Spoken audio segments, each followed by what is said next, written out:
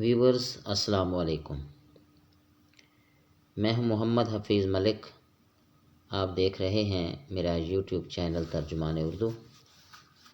تو ویورز، آج کی ویڈیو بہت ہی اہم ہے، جس میں ہم زراعت سے متعلق انگریزی الفاظ سیکھیں گے، یعنی انگلش ورڈز اباؤٹ ایگریکلچر۔ اس ویڈیو کو شروع سے لے کر آخر تک دیکھیے۔ انشاءاللہ زراعت سے متعلق آپ کو بہت سے انگریزی کے الفاظ جو ہے وہ سیکھنے کو ملیں گے۔ آپ سے گزارش ہے کہ میرا چینل سبسکرائب کر لیں، دوستوں کو شیئر کریں، لائک بھی کریں اور گھنٹی کے نشان کو بھی آپ پریس کر دیں۔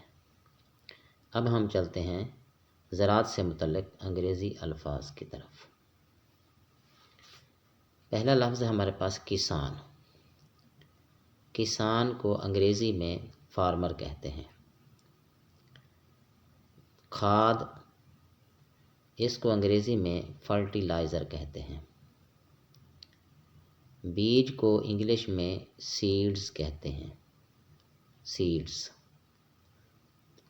پیداوار کو انگلش میں پروڈکشن کہتے ہیں، پروڈکشن۔ زراعت کو انگلش میں ایگریکلچر کہتے ہیں، ایگریکلچر۔ مویشی کو انگلش میں لائیو سٹاک کہتے ہیں، لائیو سٹاک۔ باغات کو انگلش میں گارڈنز کہتے ہیں۔ کھیتی باڑی کو انگلش میں فارمنگ کہتے ہیں، فارمنگ۔